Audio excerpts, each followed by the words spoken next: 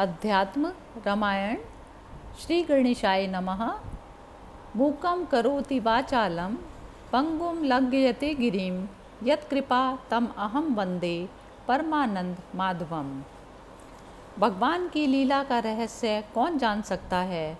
बड़े बड़े ऋषि मुनि महात्मा और सिद्धगण आजन्म उसी का मनन करते रहने पर भी उसका पार नहीं पा सके, किंतु वह इतने दुर्विज्ञ और गूढ़ होने पर भी कितनी मधुर, मनमोहिनी और कल्याणमयी हैं। श्री राम की कथा अध्यात्म रामायण श्री शंकर ने माता पार्वती जी को सुनाई।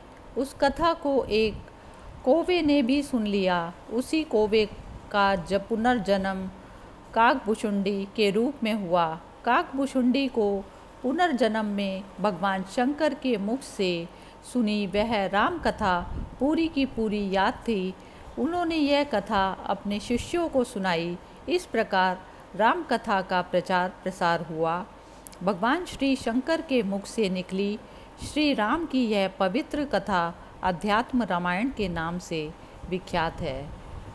आइए सुनते हैं अध्यात्म रामायण का पहला सर्ग, बालकांड। जिन चिन्मय अविनाशी प्रभु ने पृथ्वी का भार उतारने के लिए देवताओं की प्रार्थना से पृथ्वी तल पर सूर्यवंश में माया मानव रूप से अवतार लिया और जो राक्षसों के समूह को मारकर तथा संसार में अपनी पाप विनाशिनी अविचल कीर्ति स्थापित कर पुनः अपने आद्य ब्रह्म स्वरूप में लीन हो गए, उन श्री जानकी नाथ का मैं भजन करती हूँ, जो विश्व की उत्पत्ति, स्थिति और लय आदि के एकमात्र कारण हैं। माया के आश्रय होकर भी मायातीत हैं, अचिंत्य स्वरूप हैं, आनंद घन हैं, उपाधिकृत दोषों से रहित हैं तथा स्वयं प्रकाश स्वरूप हैं। उन तत्ववेत्ता श्री सीतापति को मैं नमस्कार करती हूँ। जो लोग इस सर्व पुराण सम्मत पवित्र अध्यात्म रामायण का एकाग्रचित्त से नित्य पाठ करते हैं और जो इसे सुनते हैं, वे पाप रहित होकर श्री हरि को ही प्राप्त होते हैं। यदि कोई संसार बंधन से मुक्त होना चाहता हो तो वह अध्यात्म रामायण का ही नित्य पाठ करे। जो कोई मनुष्य इसका नित्य श्रवण करता है, वह लाखों करोड़ों गोदान का फल प्राप्त करता है। श्री शंकर रूप पर्वत से निकली हुई राम रूप समुद्र में मिलने वाली यह अध्यात्म रामायण रूपिणी गंगा त्रिलोकी को पवित्र कर रही है। एक समय कैलाश पर्वत के शिखर पर सैकड़ों सूर्यों के समान प्रकाशमान शुभ्र वन में रत्न सिंहासन पर ध्यान अवस्थित बैठे हुए सिद्ध समूह सेवित नित्य निर्भय सर्व पापहारी आनंद कंद देव भगवान त्रिनयन से उनके वांगमंग में विराजमान श्री गिरिराज कुमारी पार्वती जी ने भक्ति भाव से नम्रता पूर्वक ये वाक्य कहे। श्री पार्वती जी बोली, हे देव, हे जगन निवास, आपको नमस्कार है। आप सबके अंतःकरणों के साक्षी और परमेश्वर हैं।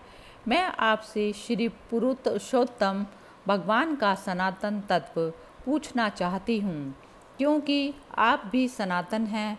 महानुभाव लोग जो अत्यंत गोपनीय विषय होता है तथा अन्य किसी से कहने योग्य नहीं होता, उसे भी अपने भक्तजनों से कह देते हैं। हे देव, मैं आपकी भक्ता हूँ, मुझे आप अत्यंत प्रिय हैं, इसीलिए मैंने जो कुछ पूछा है वह आप वर्णन कीजिए। जिस ज्ञान के द्वारा मनुष्य संसार समुद्र से पार हो जाते हैं, उस भक्ति और वैराग्य से परिपूर्ण प्रकाशमय आत्मज्ञान का वर्णन आप विज्ञान सहित इस प्रकार स्वअल्प शब्दों में कीजिए, जिससे मैं स्त्री होने पर भी आपके वचनों को सहज ही समझ सकूं। हे कमल नयन, मैं एक परम गुह्य रहस्य आपसे और पूछती हूँ, कृपया आप पहले उसे ही वर्णन करें। यह तो प्रसिद्ध है ही कि अखिल लोकसार श्री रामचंद्र जी की विशुद्ध भक्ति संसार सागर को तरने के लिए सुदृढ़ नौका है। संसार से मुक्त होने के लिए भक्ति ही प्रसिद्ध उपाय है, उससे श्रेष्ठ और कोई भी साधन नहीं है। तथापि आप अपने विशुद्ध वचनों से मेरे हृदय की संशय ग्रंथि का छेदन कीजिए। प्रमाद रहित सिद्धगण श्री रामचंद्र जी को परम अद्वितीय, सबके आदि कारण और प्रकृति के गुण प्रवाह से परे बतलाते हैं तथा वे अहर्निश उनका भोजन करके परम पद भी प्राप्त करते हैं। परंतु कोई कोई कहते हैं कि राम परब्रह्म होने पर भी अपनी माया से आवृत हो जाने के कारण अपने आत्मस्वरूप को नहीं जानते थे, इसीलिए अन्य वशिष्ठ आदि के उपदेश से उन्होंने आत्म तत्व को जाना। अतः मैं पूछती हूँ कि यदि वे आत्म तत्व को जानते थे तो उन परमात्मा ने सीता के लिए इतना विलाप क्यों किया, और यदि उन्हें आत्मज्ञान नहीं था तो वे अन्य सामान्य जीवों के समान ही हुए, फिर उनका भजन क्यों करना चाहिए। इस विषय में आपका क्या विचार है? ऐसे वाक्यों में कहिए जिससे मेरा संदेह निवृत्त हो जाए। श्री महादेव जी बोले, देवी तुम धन्य हो, तुम परमात्मा की परम भक्त हो, जो तुम्हें राम का तत्व जानने की इच्छा हुई। इससे पूर्व इस परम गूढ़ रहस्य का वर्णन करने के लिए मुझसे और किसी ने नहीं कहा। आज तुमने मुझसे भक्तिपूर्वक प्रश्न किया है, इसीलिए मैं श्री रघुनाथ जी की वंदना कर तुम्हारे प्रश्न का उत्तर देता हूँ। श्री राम जी निसंदेह प्रकृति से परे परमात्मा अनादि आनंद घन अद्वितीय और पुरुषोत्तम हैं, जो अपनी माया से ही इस संपूर्ण जगत को रचकर इसके बाहर भीतर सब और आकाश के समान व्याप्त हैं, तथा जो आत्मा रूप से सबके अंतःकरण में स्थित हुए अपनी माया से इस विश्व को परिचालित कर रहे हैं। चुंबक के निकट होने से जिस प्रकार जड़ लोहे में गति उत्पन्न हो जाती है, उसी प्रकार जिनकी सन्निधि मात्र से यह विश्व सदा सब और भ्रमत करता रहता है, उन परमात्मा राम को जिनका हृदय आत्मा के अज्ञान से ढका हुआ है, वे मूढ़ जन नहीं जानते। वे मूढ़ उन मायातीत शुद्ध बुद्ध परमात्मा में भी अपने अज्ञान को आरोपित करते हैं, अर्थात उन्हें भी अपने समान ही अज्ञानी मानते हैं, तथा सदा वे स्त्री पुत्र आदि में आसक्त रहने वाले पामर जीव बहुत से कर्मों में लगे हुए संसार चक्र में ही पड़े रहते हैं। वे अज्ञजन अपने गले में पड़े हुए कंठे को ना जानने के समान अपने ही हृदय में स्थित परमात्मा को नहीं जानते, इसीलिए उनमें अज्ञान आदि का आरोप करते हैं।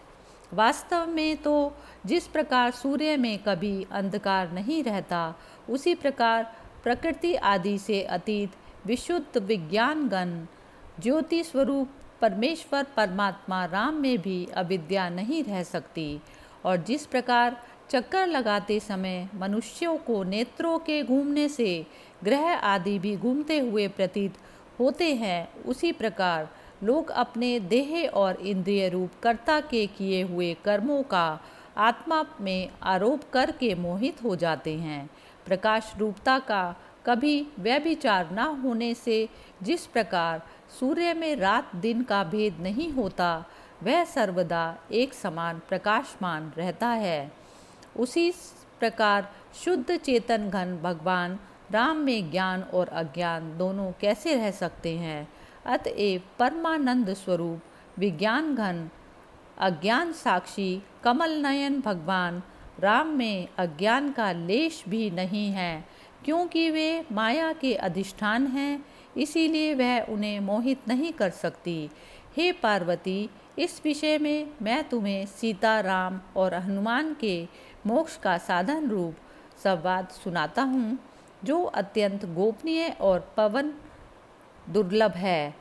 पूर्व काल में राम अवतार के समय जब युद्ध प्रिय श्री राम जी ने देवताओं के कंटक रूप रावण को संतान, सेना और वाहनों के सहित युद्ध में मारकर सीता, सुग्रीव और लक्ष्मण के सहित हनुमान आदि वानरों से घिरे हुए अयोध्यापुरी में आए और वहां आकर राज्य अभिषेक होने पर वशिष्ठ आदि महात्माओं से घिरकर करोड़ों सूर्यों की प्रभा धारण कर जब सिंहासन पर विराजमान हुए, उस समय जो सेवा के समस्त कार्य कर चुका है और उनका कोई बदला नहीं चाहता है, ऐसे भोगेच्छा रहित महामति हनुमान जी को ज्ञान अभिलाषा से अपने सम्मुख हाथ जोड़े खड़े देखकर श्री रामचंद्र जी ने सीता जी से ऐसा कहा, हे सीते, यह हनुमान हम दोनों में अत्यंत भक्ति रखता है, इसीलिए यह निष्पाप है और ज्ञान का सुयोग्य पात्र है।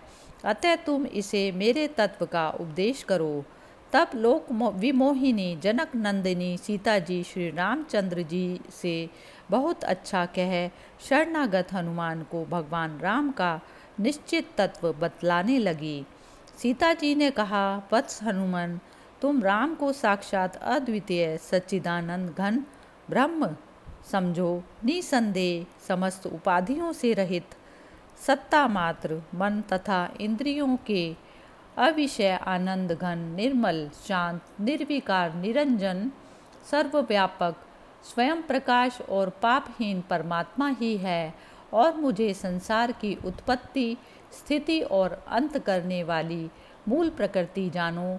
मैं ही निरालस्य होकर इनकी सन्निधि मात्र से इस विश्व की रचना किया करती हूँ, तो भी इनकी सन्निधि मात्र से की हुई मेरी रचना को बुद्धिहीन लोग इनमें आरोपित कर लेते हैं।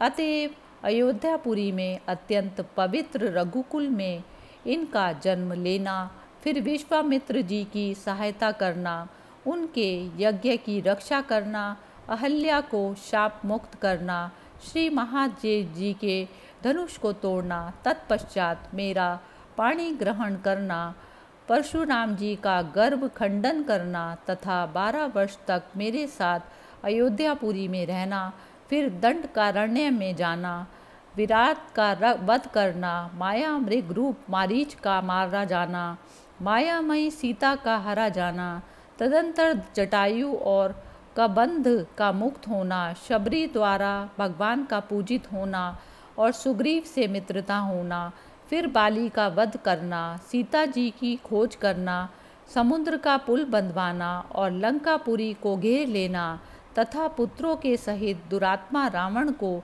युद्ध में मारना एवं विभीषण को लंका का राज्य देकर पुष्पक विमान में मेरे द्वारा मेरे साथ अयोध्या लौट आना, फिर श्री राम जी का राज्य पद का अभिषेक होना इत्यादि समस्त कर्म यद्यपि मेरे ही किए हुए हैं, तो भी अज्ञानी लोग उन्हें इन निर्विकार सर्वात्मा भगवान राम में आरोपित करते हैं।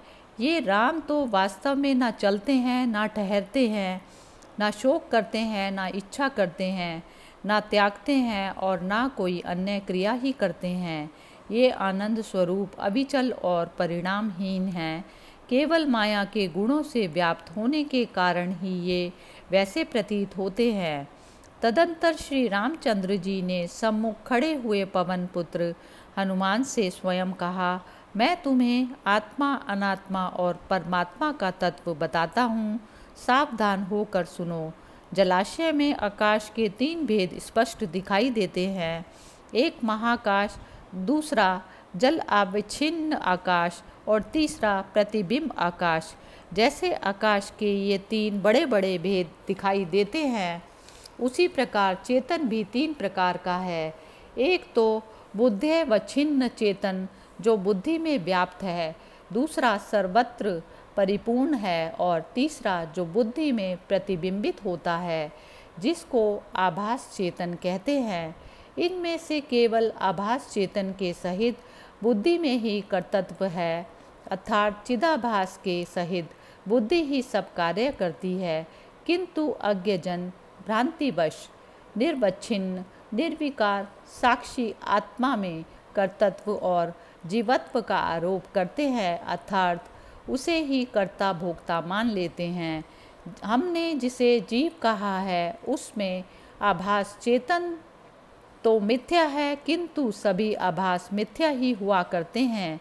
बुद्धि अविद्या का कार्य है और परब्रह्म परमात्मा वास्तव में विच्छेद रहित है, अतः उसका विच्छेद भी विकल्प से ही माना हुआ है। इसी प्रकार उपाधियों का बाध करते हुए साभास अहम रूप अविच्छिन्न चेतन जीव की तत्वमसि तू वह है आदि महावाक्यों द्वारा पूर्ण चेतन ब्रह्म के साथ एकता बतलाई जाती है। जब महावाक्य द्वारा इस प्रकार जीवात्मा और परमात्मा की एकता का ज्ञान हो जाता है, उस समय अपने कार्यों सहित अविद्या नष्ट हो ही जाती है, इसमें कोई संदेह नहीं। मेरा भक्त इस उपर्युक्त तत्व को समझकर मेरे स्वरूप को प्राप्त हो जाता है, पर जो लोग मेरी भक्ति को छोड़कर शास्त्र रूप गड्ढे में पड़े भटकते रहते हैं, उन्हें 100 जन्म तक भी ना तो ज्ञान होता है और ना मोक्ष ही प्राप्त होता है। हे अनग, यह परम रहस्य मुझ आत्मस्वरूप राम का हृदय है और साक्षात मैंने ही तुम्हें सुनाया है। यदि तुम्हें इंद्रलोक के राज्य से भी अधिक संपत्ति मिले तो भी तुम इसे मेरी भक्ति से हीन किसी दुष्ट पुरुष को मत सुनाना। श्री महादेव जी बोले, हे देवी, मैंने तुम्हें यह अत्यंत गोपनीय, हृदयहारी, परम पवित्र और पापनाशक श्री राम हृदय सुनाया है। यह समस्त वेदांत का सार संग्रह साक्षात श्री रामचंद्र जी का कहा हुआ है। जो कोई इसे भक्तिपूर्वक सदा पढ़ता है वह निसंदेह मुक्त हो जाता है। इसके पठन मात्र से अनेक जन्मों के संचित ब्रह्म हत्या आदि समस्त पाप निसंदेह नष्ट हो जाते हैं, क्योंकि श्री राम के वचन ऐसे ही हैं। जो कोई अत्यंत भ्रष्ट, अतिशय पापी, पर धन और पर स्त्रियों में सहित प्रवृत्त रहने वाला, चोर, ब्रह्म हत्यारा, माता पिता का वध करने में लगा हुआ और योगी जनों का अहित करने वाला मनुष्य भी श्री राम का पूजन कर इस राम हृदय का भक्तिपूर्वक पाठ करता है, वह समस्त देवताओं के पूज्य उस परम पद को प्राप्त होता है, जो योगी राजा को भी परम दुर्लभ है। इति श्री मद अध्यात्म रामायणे उमा महेश्वर संवादे बालकांडे श्री राम हृदयम नाम प्रथम सर्ग समाप्त।